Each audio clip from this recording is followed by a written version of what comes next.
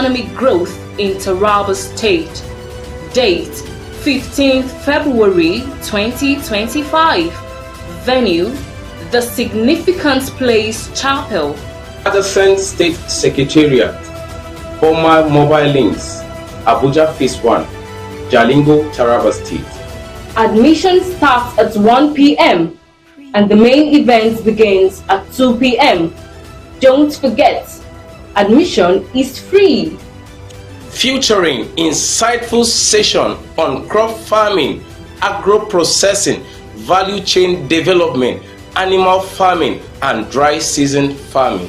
With top facilitators including Dr. Hope Dauda Gaina, Mr. Godfrey Tafida, Honorable Zano Hassan Meikaswa, Chief Gabriel Olayinka, and Mr. Waziri Aaron Anthony. Don't miss this opportunity to unlock economic growth. See you there.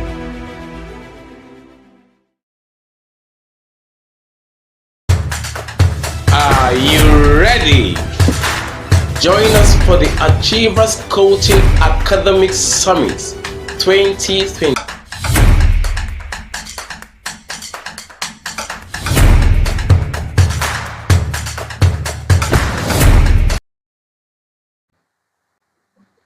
Welcome to the broadcast of World News from SUMTV, the pulse of the nation.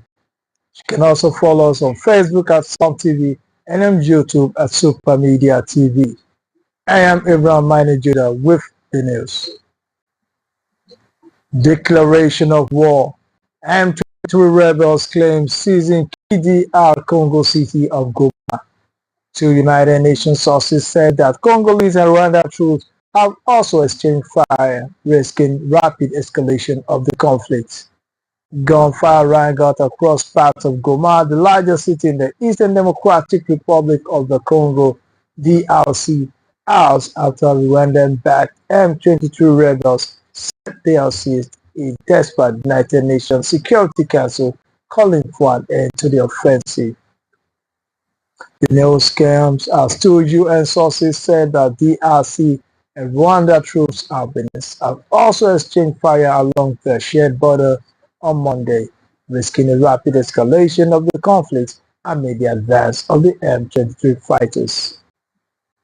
6 peacekeepers killed fighting rebels in eastern Congo, officials says as rebel closing on Goma. Fighting with M23 rebels in Eastern Democratic Republic of Congo left 6 United Nations peacekeepers dead, UN officials say Saturday. 2 South African peacekeepers were killed Friday, while a Uruguayan Blue Helmet was killed Saturday, a UN official told the Associated Press. The official spoke on condition of anonymity because they were authorized to speak on the matter publicly. Additionally, 3 Malawian peacekeepers were killed in Eastern Congo, United Nations in Malawi said in a statement Saturday. United Nations Security Council moved up an emergency meeting on the escalating violence on Sunday morning. Congo requests the meeting, which was originally scheduled for Monday. M23 has made significant territorial gains in recent weeks, encircling the eastern city of Goma, which has around 2 million people and is a regional hub for security and humanitarian efforts. The United Nations said it will temporarily relocate non-essential staff from Goma, such as administrative staff. Essential personnel remains on the ground, sustaining critical operations such as food distribution, medical assistance, shelter, and protection for vulnerable communities, the UN statement read. M23 is one of the 100 armed groups that have been vying for a foothold in mineral-rich eastern Congo along the border with Rwanda. In a decade-long conflict that has created one of the world's largest humanitarian crises. On Thursday, M23 took control of the town of Sake, which is only 27 kilometers, 16 miles west of Goma, and one of the last main roads into the provincial capital still under government control, according to United Nations Secretary General Antonio Guterres. South Africa Department of Defense confirmed the death of the two South African peacekeepers in a statement Saturday. It said 7 South African soldiers from the Southern African Development Community Mission, also known as Summit DRC, were also killed during clashes with M23 over the last 2 days. After 2 days of fierce fighting with the M23 rebel group in the eastern DRC, the South African contingent, along its counterpart, were able to halt the advancement of the rebel group towards Goma, South Africa's Department of Defense added. Since 2021, Congo's government and allied forces, including SUMTV and United Nations troops, have been keeping M23 away from Goma. The United Nations Peacekeeping Force, also known as MONUSCO, entered Congo more than 2 decades ago and has around 14,000 peacekeepers on the ground. South Africa's second biggest party, the Democratic Alliance, said Saturday an additional 18 South African soldiers were injured in the clashes with M23. The rebel offensive coincided with the inauguration of U.S. President Donald Trump. The party statement read, the United States have previously played a key role in attempting to protect civilians in eastern Congo, making several high-level statements and visits, said Kate Hickson, Advocacy Director for Africa at the Amnesty International USA. The Rwanda-backed M23 is clearly exploiting the presidential transition in the US to advance on Goma, putting thousands more civilians at risk, Hickson told the Associated Press. The Uruguayan military, in a statement issued Saturday, identified its member killing Congo Rodolfo Alvarez was part of the Uruguayan 4th Battalion. The unit, according to the statement, is working uninterruptedly of non-essential civilian and military personnel from the city of Goma.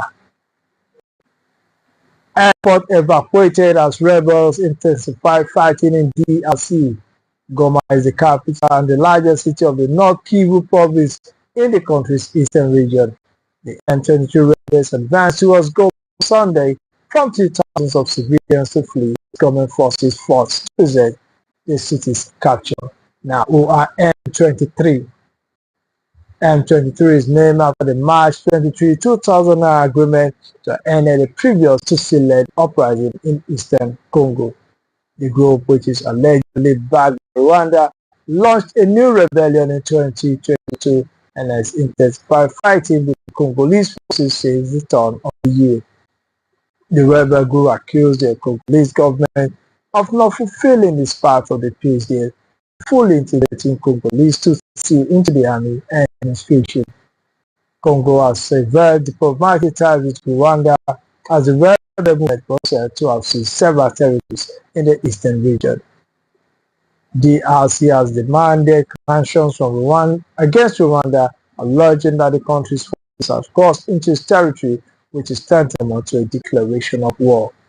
More Rwandan troops have crossed the 12th and 13th border post between Goma in the DRC and Gisenyi in Rwanda, entering our territory and brought the lights in an open and deliberate violation of our national sovereignty, Teresi Wagner, Congolese foreign minister, told the United Nations Security Council on Sunday.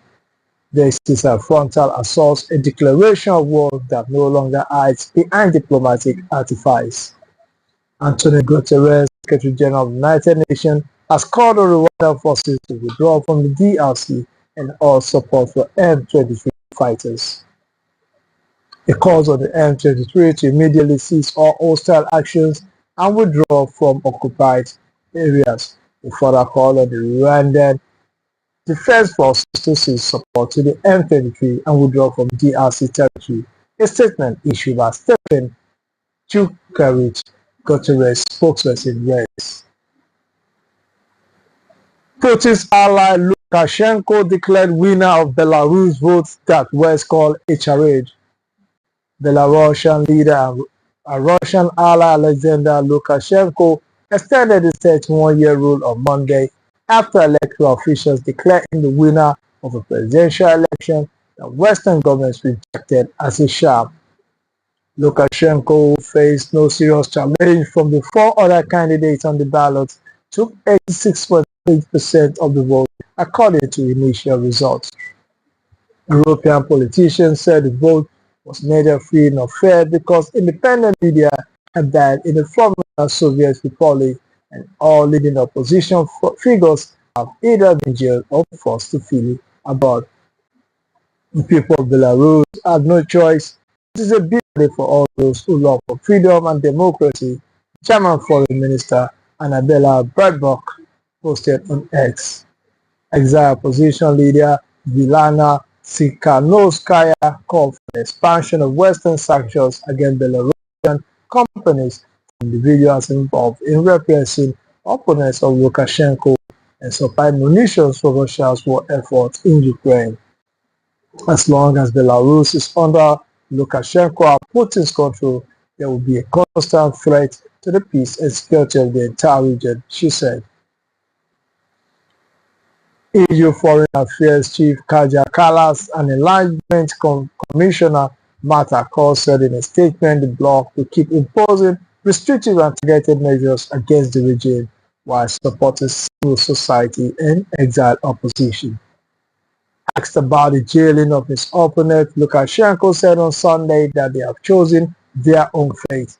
He denied that his decision to release more than 250 people convicted of extremist activity was a message to the West to see an easing of his isolation. I don't give a damn about the West, he told the Rambling news conference that lasted well over 4 hours. We have never refused relations with the West. We have always been ready, but you did not want this. So what should we do? Bow before you occur on our knees. Throughout his career, Lukashenko has managed to make himself a useful ally to Russia and extract vitamins in the form of clean oil and loans, which while preventing his country of 9 million people from being swallowed up by its extremist organization. Belarus says there are still about 1,250 political prisoners in the country. U.S. Secretary of State Marco Rubio said on Sunday that Belarus has just unilaterally released an innocent American whom he named as Anastasia Neufer. He gave no further details about the case, which has not previously been made public. World leaders to join commemorations marking 80th anniversary of Auschwitz liberation. World leaders will be in Poland Monday to mark Holocaust Memorial Day and the 80th anniversary of the liberation of Nazi Germany Auschwitz-Birkenau concentration camp. Britain monarch King Charles, German Chancellor Olaf Scholz, and French President Emmanuel Macron are among those attending the event, which will begin in a tent erected over the former death camp infamous entrance gate. All of Auschwitz remaining survivors are invited to the commemorations and can bring one person for support.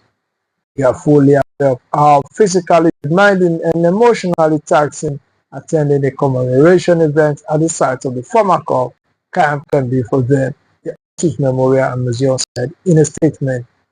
Michael Boston, who survived for 7 months inside Auschwitz as a child, said that nothing will be easy about returning. One of the symbols of the 80th anniversary is a freight train car which will be placed directly in front of the main gate. The train car is dedicated to the memory of the approximately 420,000 Hungarian Jews who were deported to Auschwitz. Approximately 1.1 million people were murdered at the concentration camp from 1940 to 1945. Many of them Jews, but also other victims of the Third Reich, including Poles, the Roma, and Soviet prisoners of war. The United Nations as the International Holocaust Memorial Day in 2005. Observed annually, it marks the liberation of Auschwitz in 1945 and remembers the 6 million Jews who lost their lives under the Nazis. The museum said that the event on Monday offers a chance for shared commemoration and global reflection.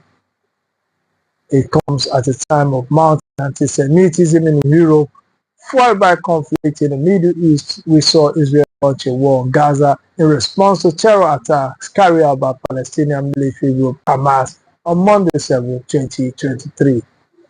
There have been an increase in anti-Semitic incidents in Europe since October 2023, with some Jewish community organizations reporting an increase of more than 400%, according to a survey from the European Union Agency for Fundamental Rights published in June. Of those surveyed by the FRA, 76% say they hide under Jewish identity at least occasionally, and 34% avoid Jewish events or sites due to feeling unsafe. Europe is witnessing a wave of anti-Semitism, partly driven by the conflict in the Middle East. This severely limits Jewish people's ability to live in safety and with dignity, FRA Director Silpa Rauchi said. Events in the Middle East has prompted a surge in Islamophobic incidents across Europe, including arson, verbal and physical abuse, and the targeting of mosques. Colombia backs down deportation flights after Trump tariff threats.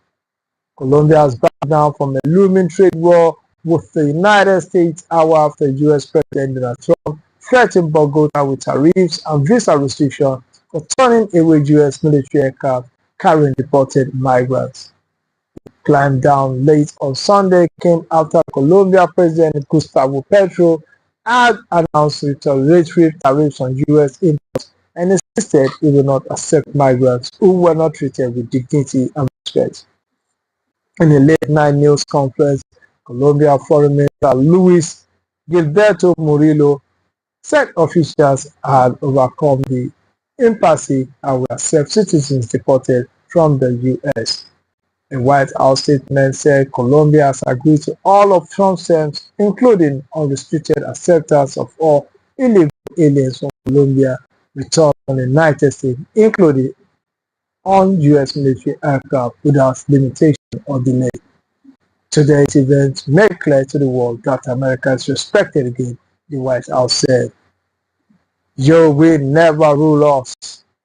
Washington and Bogota have been poised for a damaging trade war after Trump announced he will hit Colombia imports with a 25% emergency tariff, rising to a 50% tariff from next week in response to Petro's refusal to accept the deportation flight. Trump also said he will impose a travel ban and immediate visa revocations and visa sanctions on government officials, as well as their family members and supporters, and enhanced border inspections of all Colombian nationals and cargo. These measures are just the beginning. Will not allow the Colombian government to violate its legal obligations with regard to the acceptance and return of the criminals they forced into the United States, Trump said on the social media network Truth Social. Trump later posted an image appearing to show himself wearing a pink suit and a fedora while standing in front of his reading FAFO, an acronym for Around and Find Out. Petro swiftly responded to Trump's announcement by promising to impose retaliatory tariff of up to 50%. In a lengthy diatribe on X, Petro, a former member of the leftist M19 armed rebel movement, said he did not like traveling to the U.S. as it is a bit boring, though he acknowledged his appreciation for what Whitman, Paul Simon, and Noam Chomsky. My land is made up of goldsmiths who worked in the time of the Jewish shell pharaohs and of the fine artists in the world, Inchere bequeathed, Petro said. "We will never rule us. The warrior who rode our line shouted freedom, who is called Bolivar, opposes us." Petro has said earlier he has refused the deportation flight to send a message that the U.S. cannot treat Colombian migrants as criminals. "I cannot allow migrants to remain in a country that does not want them, but if that country sends them back, it must be with dignity and respect for them and for our country," he said in a post on X, which included a new footage showing deportees in Brazil at an airport with their hands and feet restrained. Oliver de la Costa Stunkel, an international relations professor at Fundaco Getulio Vargas in Sao Paulo, Brazil, said while Trump may get his way with Latin America's country in the short term, This aggressive tactics could push leaders in the region to seek out alternative partners to Washington. Leaders across Latin America will look at this moment and we are think increasingly well risks of being too dependent on the US, Turkel told Al Jazeera. They will seek to diversify their partnership because for weaker countries, dealing with Washington is very challenging and the best way to increase your leverage when negotiating with Trump and expand your room for maneuver is to have alternatives to the US. It is to not be in a situation where you're so dependent that you have nowhere to run. Sturges said that Latin American leaders will take note of the vulnerability of Mexico and Canada, which Trump has threatened to eat the 25% tariff over what he claimed is their failure to stop the flow of drugs and undocumented migrants. So everybody's looking at Mexico and Canada and says, I want to avoid being Mexico and Canada because they can't really do anything when they're pressured by Trump, he said. So I think in the medium and long term, countries will be key to strengthen their ties to other powers around the world. I think that includes Europe, but mostly China. It also includes Russia. I don't think that they should be seen as anti-American move. I think even for American leaders will actually do that. Earlier on Sunday, Trump borders expressed confidence that countries locked down to take back their citizens will relent under US pressure. In Colombia, Ivan Duque, who served as Colombia president from 2018 to 2022 under the banner of the right-leaning Democratic Central Party, said his rival has committed an act of immediate irresponsibility by challenging US sovereignty without attempting dialogue. Colombia, which counts the US as its biggest trade partner, is one of the minority of nations with a trade deficit to the US. US export to Colombia in 2022 was worth $8.7 billion compared with imports of $24.8 billion, according to the Office of the United States Trade Representative. As part of a burst of activity, it followed through on Trump's campaign pledge to crack down on undocumented migration. His administration has begun using military aircraft to support deportation flights arranged by the U.S. Department of Homeland Security. On Friday, two Air Force C-17 cargo planes carrying about 160 deportees touched down in Guatemala, making it one of the first countries known to accept the flight. Embassy reports on Friday that Mexico has denied permission to a military plane carrying deportees. The report, which quoted three unnamed sources, said it was unclear why Mexico has refused the flight. Following the publication of the report, White House Press Secretary Caroline Leavitt said in a post on X that Mexico has accepted a record of 4 deportation flights in a single day. Pete Hegseth confirmed as U.S. Defense Chief in tiebreaker Senate vote. Hegseth's nomination has been rocked by allegations of alcohol abuse and sexual misconduct. Three Republican senators defied U.S. President Trump voting against Hegseth, who faces allegations of sex misconduct and alcohol abuse. Pete Hegseth has been confirmed as the United States Defense Secretary, with Vice President J.D. Vance casting the votes to break a 50-50 tie, underscoring the controversies over his nomination, which has been rocked by allegations of alcohol abuse and sexual misconduct. Friday confirmation of Hegseth, a 44-year-old former Fox News personality and decorated veteran, is seen as a victory for President Donald Trump and his opposition from all Democrats and Independents and 3 Republican members of the Senate. What did Hegseth say in the defense confirmation hearing? Trump's Pentagon pick faced Senate confirmation hearing. Since Pentagon's chief nominee Pete Hegseth as controversy marked. It was only the second time in history a cabinet nominee needed a tie break to be confirmed. The first was also a Trump nominee, Betsy DeVos, who became Education Secretary in 2017. Hegseth, who is promising to bring major changes to the Pentagon, takes over as defense chief amid the war in Ukraine. ceasefires in Lebanon and Gaza, as well as the push of the Trump administration to expand the military role on the US-Mexico border. He is seen as the most divisive candidate to clinch the US military top job. The three Republican senators who voted against exit were Lisa Murkowski, Susan Collins, and Mitch McConnell, the party's leader in chamber, until this month. McConnell said exit has failed to demonstrate that he has the ability to effectively manage an organization as large and as complex as the military. UN Secretary called for Rwandan forces to leave DRC as rebel press offensive catharsis agreement reached to release Israel captives allow Palestinians to return to North Gaza. So except will leave 1.3 million active duty service members and almost 1 million civilians who work for the US military, which has near $1 trillion annual budget.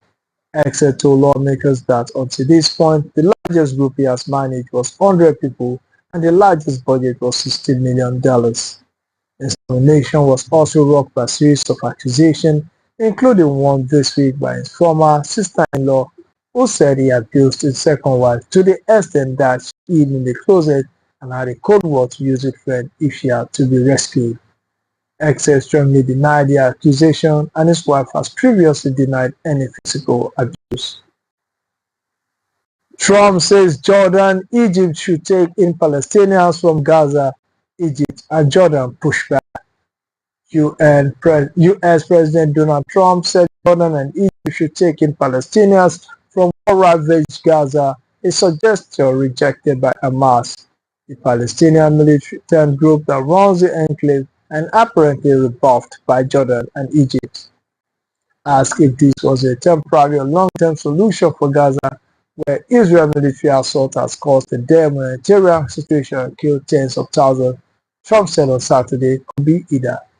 Jordan is already home to several million Palestinians, while tens of thousands live in Egypt. Both countries and other Arab nations reject the idea of Palestinians in Gaza being moved to other countries. Gaza is land that Palestinians will want as part of a future Palestinian state. Israel Finance Minister Bezalel Smotrich, who was repeatedly called for the return of Jewish settlers to Gaza, welcomed Trump's call as an excellent idea and said he will work to develop a plan to implement it. Israeli Prime Minister Benjamin Netanyahu has reportedly rejected such notions advocated by Smotrich. A Hamas official who long-standing Palestinians fear about being driven permanently from their homes.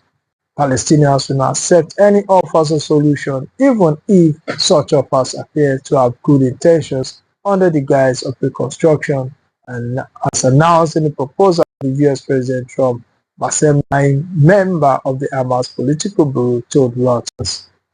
Another Hamas official, Sami Abu Zuri, urged Trump not to repeat failed ideas tried by his predecessor Joe Biden.